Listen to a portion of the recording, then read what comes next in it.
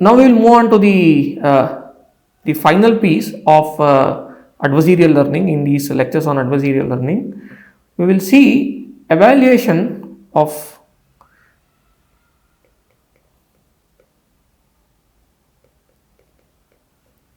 generative models.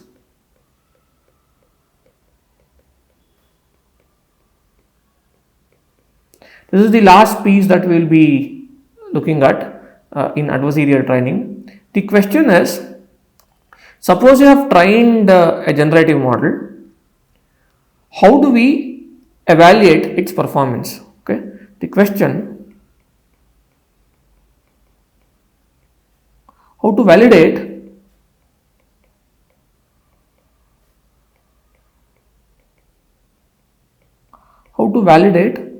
a trained generative model.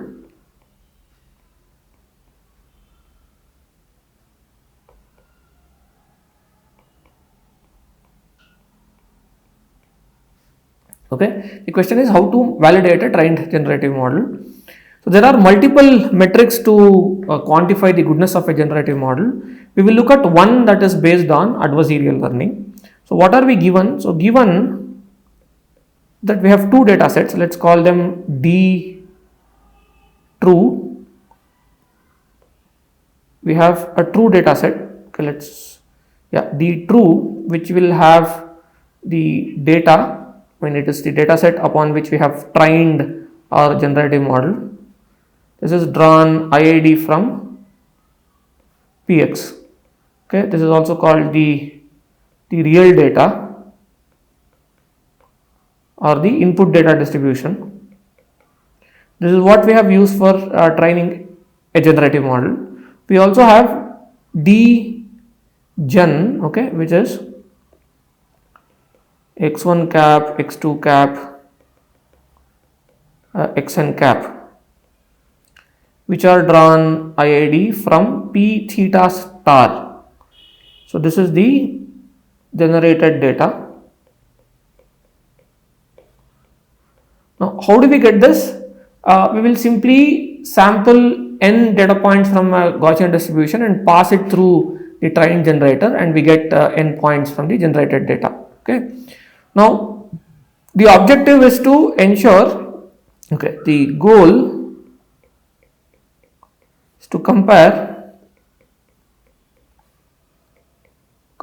D true and D gen, right? We want to know how the trained generative model is performing, right? So then we have to compare the true data that we have and the generated data that we have generated. Of course, the objective was set to make Px equal to P theta star or P theta by minimizing the F divergence. But we know that in practice, Px would not reach P theta star because we have made multiple approximations during our training, where we have approximated expectations using sample averages, using law of large numbers, and we use gradient based techniques to optimize. We are using lower bounds on F divergences, not the exact F divergences, and we are using gradient based optimizations in very high dimensions, which may not lead to global optima. So given all that, post training P theta star would not be equal to Px. So now we want to quantify how close or far the generated P theta star is from Px. So that is the objective. Okay. So one of the ways to do that is to compute what is called as a Frechet inception distance. Sorry about that. So one metric, a popularly used metric,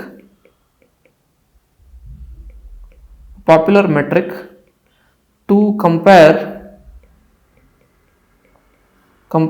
D true and D gen is what is called as the Frechet inception distance.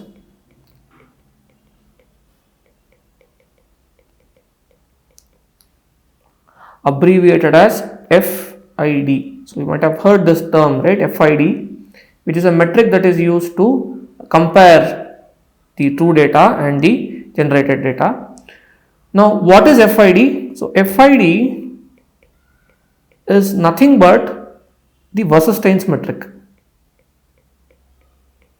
So we have seen that Wasserstein's metric, okay, is one way to compare two distributions, right? So FID happens to be, and we also know that it's a smoother metric compared to F divergences. So FID is nothing but Wasserstein's metric between D true and D gen. Okay, but it is done in a slightly convoluted way. I'll just tell you how it is done. So what is done is, first take a pre-trained inception network.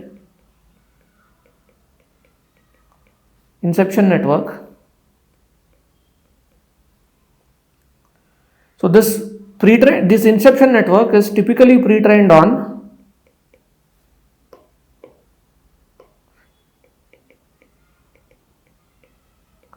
ImageNet. Okay, for those of you who do not know, inception network is a deep convolutional neural network that has a particular architecture that was proposed some time back in 2017, I suppose, 2017, 2018. It's a particular deep neural network. You just take a pre-trained inception network that is trained on ImageNet. So ImageNet is a data set. So inception network is a particular deep CNN with a certain architecture, and ImageNet is a image data set, is a large image data set. So one would take a pre-trained inception network that is trained on ImageNet for classification task. Okay, then pass D true and D gen through the above inception network.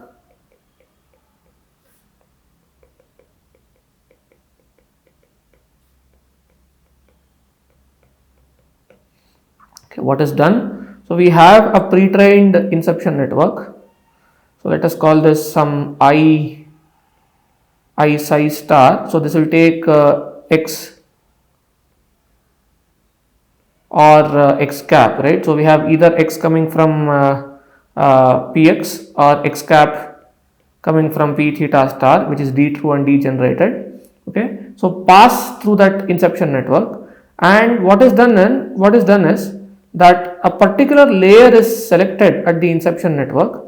So this is a hyperparameter, typically let's say some 64th layer of this inception network. It's a deep neural network which we will which has multiple layers, and you choose some tth layer or lth layer of this. Okay, for instance 64th layer, and extract the features for D true and D gen from an lth layer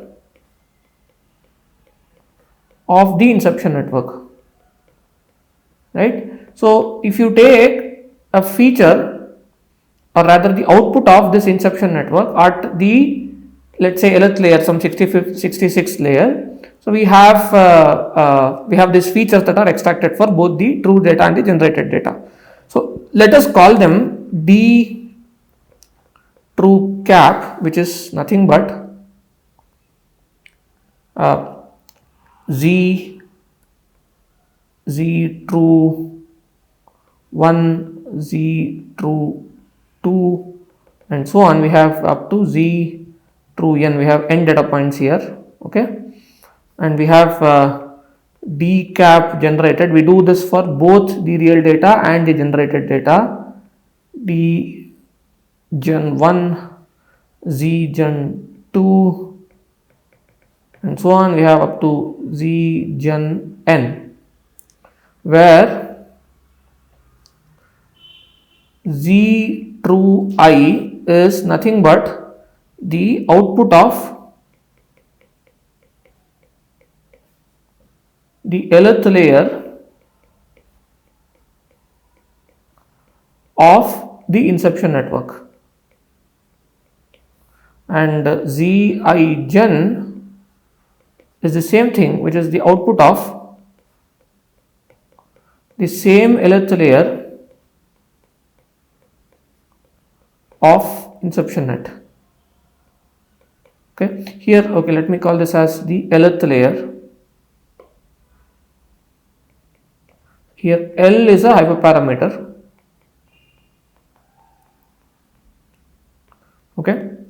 Okay, so now what did we do? We had n data points from the true data, n data points from the generated data. We took a pre-trained inception network, passed all the true data and the generated data through that inception network, and selected a particular layer of the inception network and took the output of that particular layer, and we call that as features. Okay, then what do? Then the next step is to estimate, compute the mean and variances of these features. Compute mean and covariances for both the generated data and the true data, but on the feature space. So let's say MR, or like M true, mu true of Z true is the mean, is simply, we have n number of features, I is 1 through n, we have this Z I true. Okay, we do the similar thing, right? So we have the covariance for this is similarly 1 by n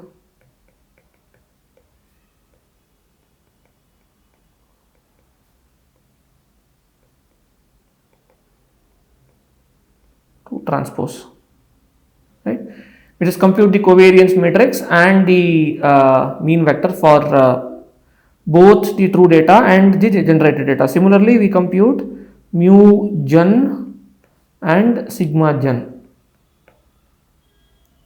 Okay, then what is done is that we assume that the distribution of the features of the true data comes from a Gaussian distribution which has mean mu true and variance sigma true, and the distribution of the features of the generated data is also Gaussian with mean mu gen and variance sigma gen. Let me repeat what we are doing.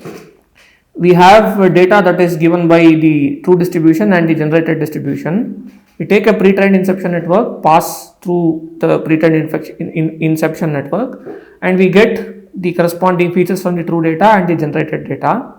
We compute the mean and the variance for the features that we have obtained from both the true data and the generated data via the inception network. So similarly compute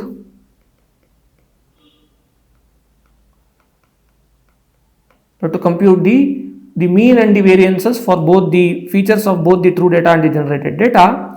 Now we assume that the features of the true data and the generated data are coming from a Gaussian distribution. So finally we compute FID, Fresher's inception distance, to be the Weierstrass distance between these two Gaussian distributions, mu true and sigma true.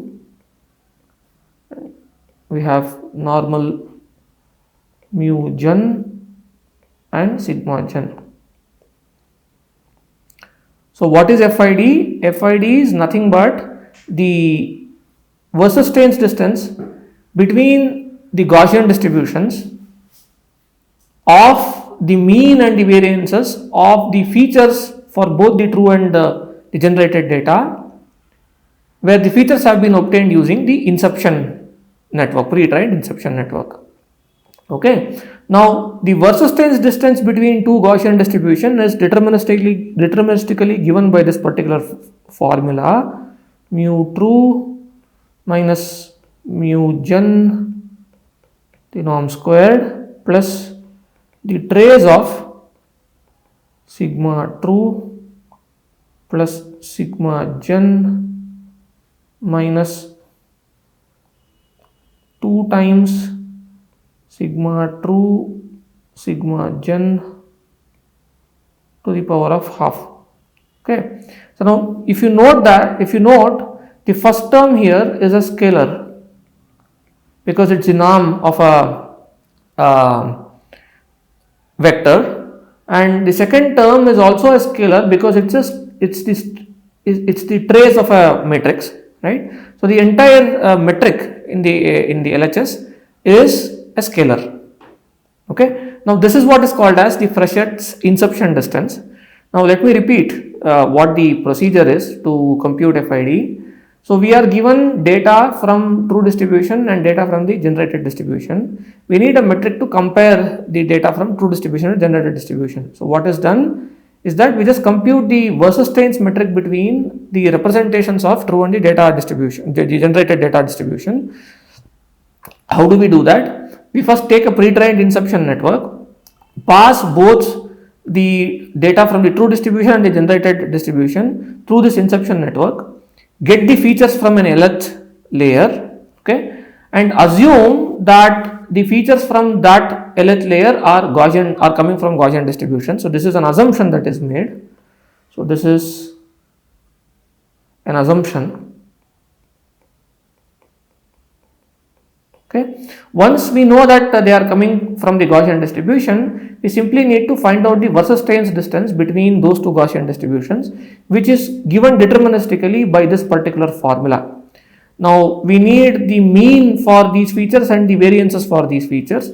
They are computed using the sample averages. Once we get the mean and the variances of the features corresponding to the true distribution and the generated distribution, we can compute the Versus-Steins distance between the Gaussian distribution of the features of true and the generated distribution, and that is called the Frechet's inception distance. Okay, so why is an inception network used? The original study that proposes this would tell you that an inception network trained on ImageNet seems to be corresponding well with the human vision perception, and that is why an inception network is used. Okay, Versus-Steins metric is used because Versus-Steins metric is a much softer and a better metric to compare two distributions. So what is done is, one could have found out the Versus-Steins metric on the data itself, on the image space itself, but we use the features, we use Versus-Steins metric on a feature space because the features from a pre-trained network seems to be corresponding or correlating more with the human vision. Therefore, we compute the FID on the feature space, or rather Versus-Steins distance on the feature space of a pre-trained network that is trained on ImageNet. Okay. Now, one can very easily verify that the generative model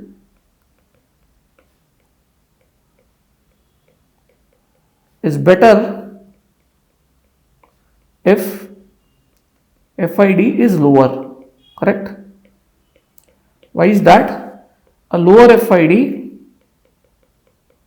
implies lower Versus-Steins distance between Px and P theta. That's it, right? So what we are actually measuring is the Versus-Steins distance between Px and P theta. The lower the Versus-Steins distance between Px and P theta, the closer are Px and P theta, and therefore lower the FID, the better is the generative model, okay, that we have generated. So throughout the course, we will be looking at multiple other generative models, okay, and when one can use FID as a metric to quantify how good the generated data is, irrespective of whatever the underlying generative model is, right? And we will be looking at other generative models such as variational autoencoders and diffusion models and so on. All of the generative models can be tested using FID as a metric, especially when we are using images as the input data modality.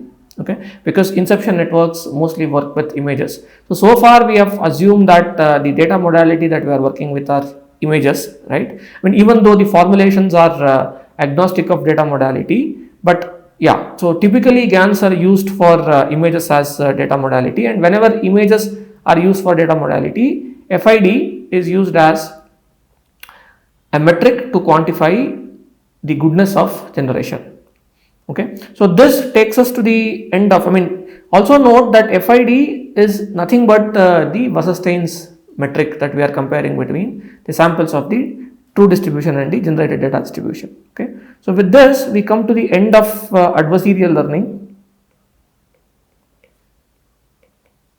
and GANs.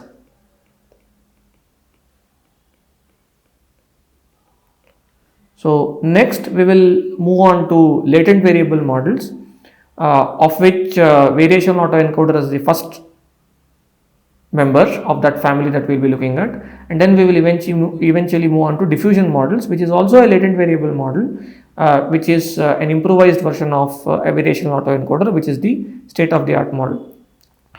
Having said that, the adversarial learning or GANs are not typically used in state-of-the-art applications because of the instability that is there with the training procedure. Okay, so since we are solving a saddle point optimization problem, which is a min-max optimization problem, it is very difficult.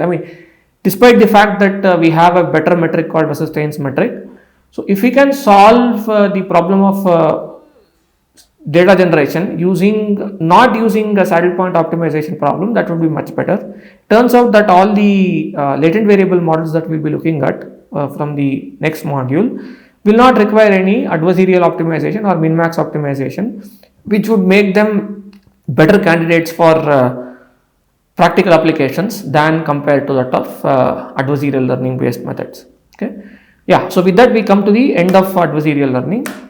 Thank you all. I will see you in the next module where we will be discussing about the latent variable based generative models. Thank you.